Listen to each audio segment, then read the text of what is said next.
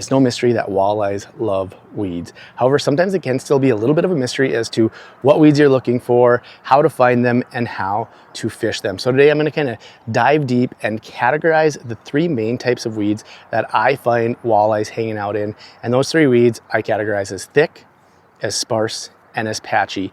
And I approach each of these three types of weeds a little bit differently. So I'll kind of show you what I'm looking for. I'll show you forward-facing sonar views. I'll show you side imaging views. I will show you underwater camera views. I'll show you all these different angles and views so that way you can get a little deeper understanding as to what weeds you're looking for. And then I'm going to go deep into how I find and target fish in each one, because it's not the same depending on the types of weeds that I'm fishing. So I'm going to head to the first weeds right now. Then we'll kind of give you a deep dive into what exactly I'm looking for. And so we're going to talk through the first, I guess, type of weeds. The first type of weeds is thick. You can see as I pan around, a lot of thick weeds. You're not likely going to be seeing, actually there's some fish over there. Might be bass, might be walleyes. You can see some fish roaming around right there. As I pan ahead, there's another one right there. That's a little more what we're looking for. That's actually a little closer to the edge. You can see it starts actually almost to get into some of those sparse weeds, but we're not going to talk about those yet. These thick weeds like this, I'm not looking for fish that are mixed into these weeds. I'm looking for fish that are hanging out on top, kind of like that guy right there. And there's even some bass further behind. We're going to try get to that guy. The nice thing about the walleyes is they will typically be pretty stationary. Ooh, that guy turned around already. Come on. Come on. He's following. He's acting walleye-ish. Come on. Just barely following. Don't love the mood of that guy yet. Shoot. Don't know where he ended up. He's actually kind of scooting off the edge here. Give another cast onto that guy. But he was set up pretty well like I want it. Didn't quite get to that guy. I'm going to try to move it a little bit. A little closer to around him. Nope, there he turned. There he turned. He's following. Following. I might run out of space here though. Come on. Yep. There he bit. There he bit. There, that guy was kind of more off the edge here, but we'll take it. You can see now I'm a little bit more off the edge, getting into some of the sparse stuff. I kind of pushed him out. Not a big one. So I don't know if it was that first one that I was seeing, because that first one looked a little bigger. Whoa, whoa, whoa. All right, hopefully not so bright snow for you guys. There you can see our first weed walleye. And we'll just kind of break that down a little further here again. As you can see, I was working around, there's some very, very thick stuff. This actually, as it works out towards the edge, I'll just kind of pan around here. As it works out towards the edge, that's getting into more some of the sparse stuff. We'll talk about that later. What I'm talking about specifically is more of that kind of stuff up there. You can see how it's much thicker.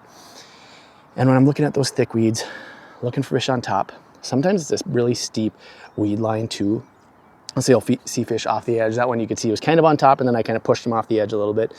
So they'll move on and off, but they'll typically stay the same height as the weed tops. And so being able to kind of move relatively quickly and move over tops of these weeds, looking for those little more thick red marks. A couple things to keep in mind. I'm not looking for necessarily schools. Typically when I see schools, I see bass, especially if they're moving up and down.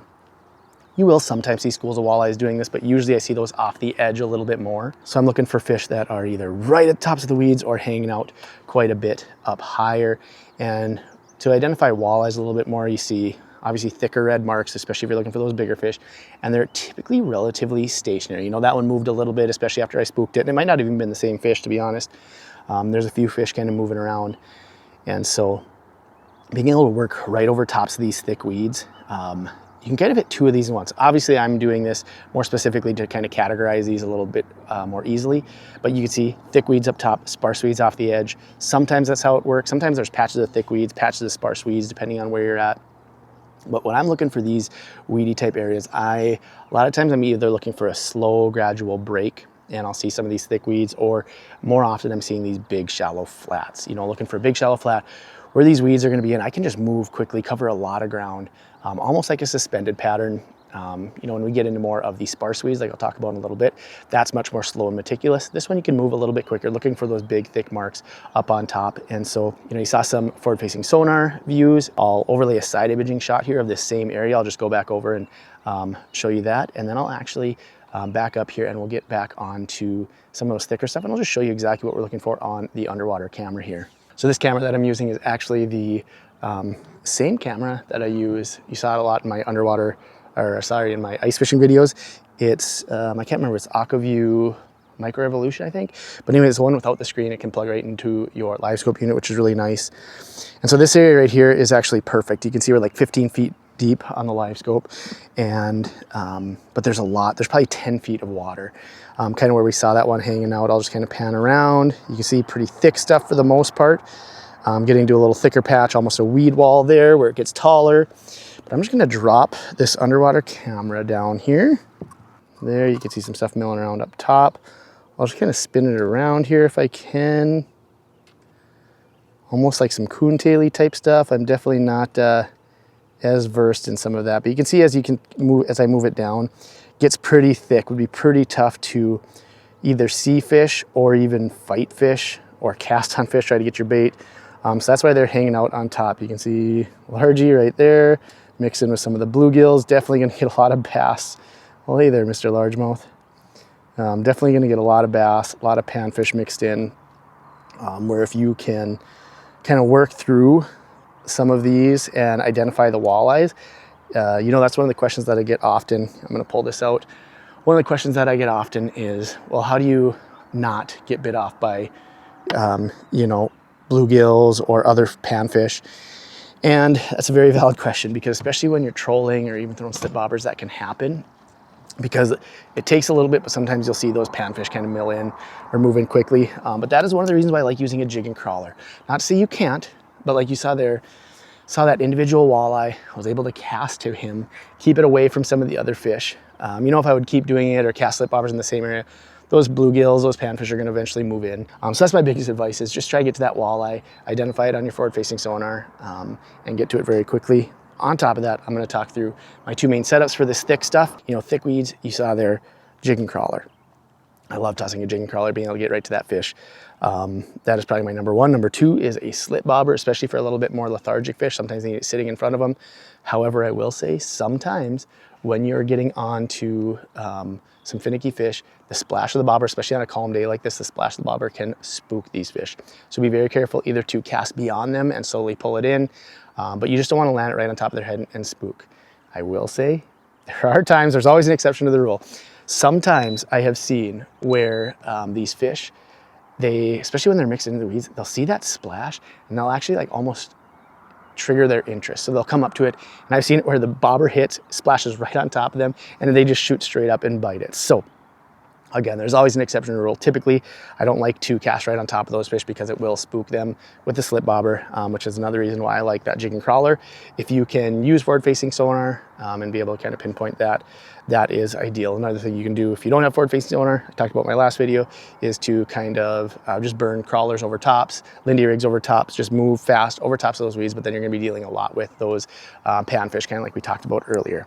You know, when I'm looking for these kind of ideal thick weeds, I typically want 5 to 10 feet below the surface. Sometimes I'll find fish that when there's only like, you know, 2 feet of weeds, of water between the tops of the weeds and the top of the surface. But like I said, usually I like that 5 to 10 foot. So that way you can move around a little bit more. They have a little more space and it's a little easier to see fish and to work fish. But that was a lot for that first one. I'm out of breath. There's just a little bit more patch of some of this thick stuff. So we're gonna move on to a little bit more thick stuff. If I don't catch anything, then we'll move and talk a little bit more of the sparse weeds and kind of what I do differently. A few pretty big marks here. See if we can get to those guys. Oh boy. I got a little more on top of them than I wanted to. Ooh, that guy looks big. That guy looks big. Oh. There he bit.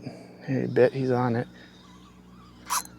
This one feels a little bit. Ooh, that's decent actually. Right away how it moved, I thought it was almost going to be a bass, but I kind of think it's a walleye now how it's fighting. Sure enough, it's a good walleye. Oh, get this thing in the net. Compared to that last one, we will take it. Definitely not a giant. Not saying you can't catch. You can definitely get some big fish, like some 30 inchers, 30 plus, doing some of this stuff. This one's not in that variety. This one's more low 20s, maybe in the mid 20s. Just put that one on the bump board quick for reference. It was 24 and a half. And so he's still kind of hanging out over tops of these, so it's set up pretty good. And it looks pretty big. Swimming towards us a little bit, try to get down to it quickly. See if it'll see it. See if it'll see it. I think it saw it. Looks decent. Oh, I'm kind of losing it in the stitching. Come on. Oh, smaller guy coming up, I think. Not the one we're looking for. Oh, there that bigger one came and bit. There that bigger one came and bit. You can see him milling right over tops of those weeds. There we go. Another decent one. You actually see a couple more out, right out over there. Whoa, get out of the trolling motor. Feisty guy. Not as big as I was seeing on the live scope, but still a pretty darn good fish. Let's see what we got. Feisty. I will say one thing. These walleyes in the weeds are feisty. Well, another walleye in the weed here. Oh, you can see we're kind of getting off the edge, getting into a little bit more of that sparse stuff. Ooh, what right there? You can see that fish? That's a good example right there. So with that, we'll kind of transition into some of the sparse stuff because this is kind of what you're looking for. This one especially is a nice spot because it's deeper. You can see we're in like 17 feet. There's some good sparse stuff around. As I kind of pan around, there it will move up into a little bit more thick stuff. Right there, you can see kind of that line almost where it goes from thick to sparse. We're almost on it right now. Now, as you're panning around, you can see all this sparse stuff. And this is one of my favorite things because even like right there, you can see, I guess there's one small fish. This is an area that I really find a lot of big fish because they're sparse enough where you can see some of these fish. And I find these big ones will kind of mill around intermixed into some of these weeds, not sitting at the top of them necessarily, but just a little bit intermixed, especially if you get deeper ones like this. And so sometimes when I find these areas of sparse weeds like this, it's a little bit more of a slow taper, or it gets into almost like a deeper flat. You can see we're in 17 feet right here. Those weeds come up to about 12 to 15. There's some of that shallower or that thicker stuff. You can see a school of bass moving over top. As I pan around, there's thick stuff, thick stuff, thick stuff. Behind me, we're kind of moving into more of that sparse stuff. Ooh, one more good one over there. But yeah, you can see it as it kind of gets out here. It gets into more of this sparse, kind of moving around. Something high up there, another fish. You will still see these fish kind of like that one right there where it's up a little bit higher. Sometimes it might be bass, sometimes it might be who knows what, but sometimes those walleyes will also mill around up top. You know, when you're seeing a lot of these are vertical, and so hopefully I'll show you an example here once we actually start fishing. If you ever deer hunt, you know how you're looking for those horizontal lines, a little bit thicker red marks. That's part of having your settings set correctly as well. A little bit thicker red, and also being able to find kind of that cross beam. Every once in a while I'll see a weed that's kind of knocked over, hunched down, and it looks exactly like a fish. So you might need to see if it's connected. And sometimes I just cast on those just in case. So that is one thing to keep in mind. But seeing those a little bit more horizontal, thicker marks, those are gonna be fish in the weeds here. I'm going to start moving around some of these, see if I can give some good examples of this more sparse stuff. So here's an example. Yeah, you can see it just mixed in right there. And actually another one off the edge. See if we can, you know, if you get to these fish at not the right angle, you sometimes won't even see them. So now I'm kind of around it. See if it'll come up. Now I kind of lost it. So I'm at a little bit different angle. Yeah, these sparse weeds can be a little bit tricky that way. Not sure if I end up getting around it or not. Either way, still going to include that in the video because it was a good example of kind of what you're looking for. That one I lost because of the angle. and he might have started following a little bit, and then I lost my opportunity. But still a good example of seeing what you're looking for in some of these sparse weeds. Good fish down close to the bottom. This is off the edge. This is not necessarily going to prove anything other than hopefully it's a good fish and I want to catch it. I guess it'll prove that sometimes these fish move off the edges like this. We'll see.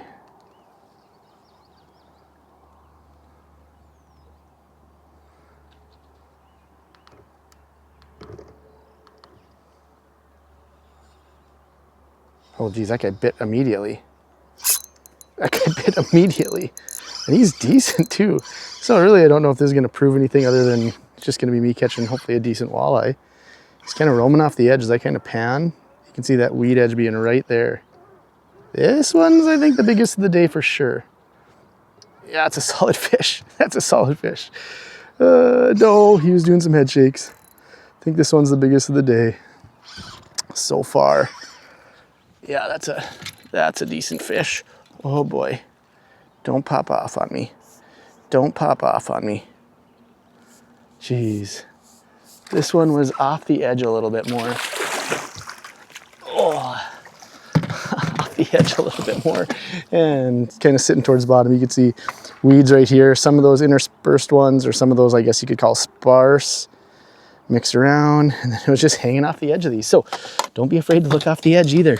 All right, this one was just a touch over 25, just roaming off the edge. So again, even though I was kind of talking through that sparse stuff, on any of these, on these thick ones, on the sparse stuff, when I get to patchy eventually, don't be afraid to look off the edges, because especially if there's kind of a single hanging out like that, that can definitely be some bigger fish, but there might even be some schools of eaters if you're looking for eaters. You know, a lot of what I'm doing when I'm doing this is looking for bigger fish like that, but don't be afraid to work off those edges. Well, I fished that sparse stuff a little bit more and wasn't able to get anything to bite. The fish that were more bitey were definitely the ones sitting on top of the thick stuff. So I'm not just gonna keep working that. One more time, I'll throw some side imaging shots over here. I'll throw some underwater footage right here, kind of show you what you're looking for. Definitely a little more space in between. You know, it looks even more, you can really tell on the camera actually, there's more space in between these weeds versus even on the forward-facing sonar or side imaging. You really get to see how much space there is. It feels like it's a little more cluttered. So when you're casting a jig, you can just have confidence that you're not going to get your bait hooked up into those weeds. There's still quite a bit of space, and these fish are just kind of milling around in those. So that is weeds number 2. Working in some more of those sparse weeds. Again, my favorite is jig and crawler just because you can control it so much more, but there are times where you need to use that slip bobber. You know, they just need it sitting in front of their face. They'll maybe slow follow a crawler on a jig, but they're just not really willing to chase. So you throw that slip bobber on top. When you're on these deeper sparse weeds, you can throw it right on top and it's not going to spook them often, especially when you have a little bit of chop starting to mix in. But if they are in some of the, like we were in some like 9-foot sparse weeds, like that's where you're gonna wanna cast beyond them. Try not to spook them. Again, kind of the same thing as when those fish are on top. Like I've said many times, these can be mixed in with the thick stuff. A lot of times you'll either have thick on shallower, sparse stuff off the edge, or you'll have thick stuff as like the base layer and a few of those taller scattered ones, more sparse weeds intermixed. So that is number 2 on kind of my categories of weeds, is the sparse stuff. We're gonna move on to the last one here, which is more of the patchy. So I'm gonna drive to a new area and we'll kind of show you what we're looking for there. See if I can get over those guys. Pretty tight here. Let's see. This would also be a pretty solid spot to do a slip bobber. I know there's gonna be some bass mixed in too, so I'm a little bit cautious about that. Some of these are a little more acting like walleyes though, because they're kind of stationary. There, one bit. There, one bit. There he bit. Seems okay. Probably eater size. He's digging down. You can see the rest of that school there. More weeds all around.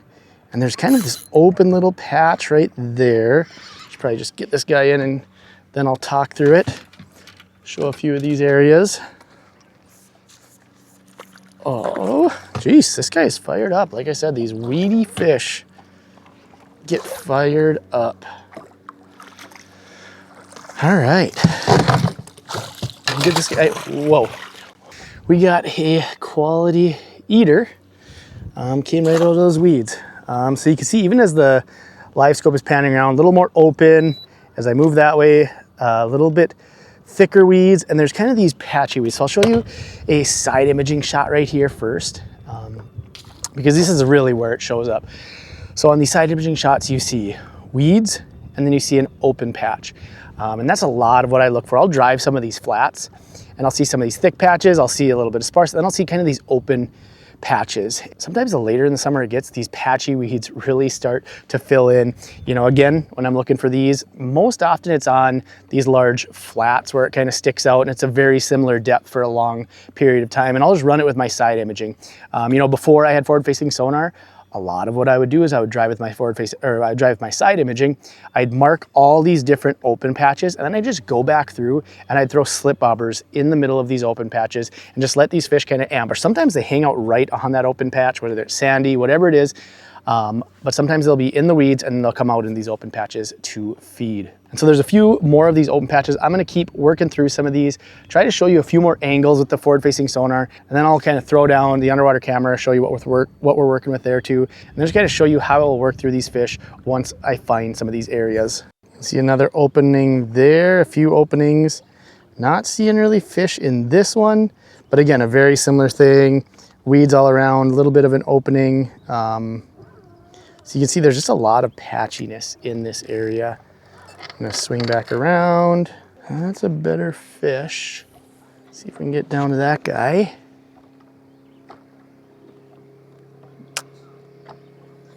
Swimming towards me, which isn't ideal.